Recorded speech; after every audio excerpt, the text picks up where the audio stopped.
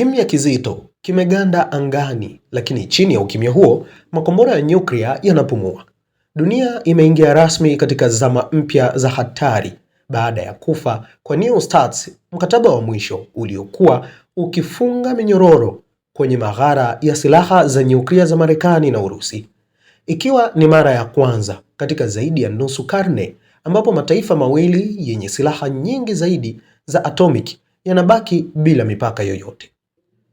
Katika kivuli cha kombora lililorushwa kutoka kituo cha Plesetsk kaskazini mwa Urusi, picha ilionyesha kama kumbukumbu ya enzi za vita baridi. Rais wa Marekani Donald Trump amevunja ukimya kwa kauli nzito kuwa hataki kuendeleza mkataba wa zamani, anataka mkataba mpya, bora na wa kisasa zaidi. Lakini je, huu ni mwanzo wa diplomasia mpya au mlango wa mbio hatari za silaha? Kutoka Moscow, sauti ya Kremlin imejaa masikitiko lakini si udhaifu. Msemaji wa serikali ya Urusi, Dmitry Peskov, amesema wazi kuwa Urusi inaona kufa kwa New START, yaani kuanza upya, kama jambo la kusikitisha na hatari kwa uthabiti wa kimataifa. Hata hivyo, kauli hiyo imeambatana na onyo lililofichwa kwa ustadi wa kisiasa: Urusi itaongozwa kwanza na maslahi yake ya kitaifa. Wizara ya mambo ya nje ya Urusi imekwenda mbali zaidi, ikisema kuwa Moscow iko tayari kuchukua hatua za kijeshi na kiteknolojia na iwapo vitisho vipya vitaibuka. Ujumbe uko wazi: Urusi haitabaki mikono mitupu wakati minyororo ya nyuklia imevunjika.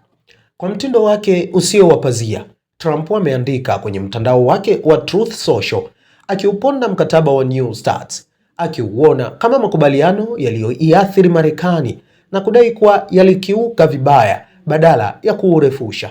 Trump anakana wataalamu wa nyuklia wa Marekani wakae mezani kuunda mkataba mpya, mkataba ambao kwa msisitizo wake China lazima iwe sehemu yake. Beijing imejibu kwa sauti ya baridi lakini thabiti. China imekataa kushiriki katika mkataba wa nyuklia wa pande tatu, ikisema wazi kuwa hifadhi yake ya nyuklia haiwezi kulinganishwa na ile ya Marekani na Urusi. Msemaji wa Wizara ya Mambo ya Nje ya China, Li Jian, amesema, na hapa nanukuu, China haitashiriki mazungumzo ya kupunguza silaha za nyuklia katika hatua hii, mwisho wa kunukuu.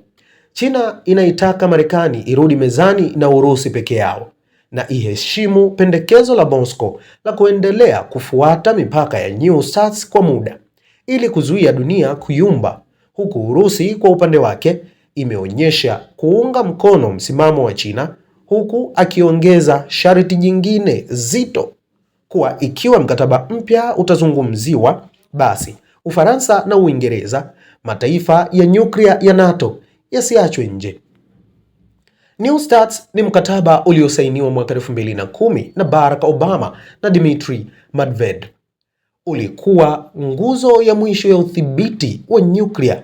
Ulizuia kila upande kuwa na zaidi ya vichwa 1550 vya nyuklia na makombora au ndege 70,000 zilizokuwa tayari kwa matumizi.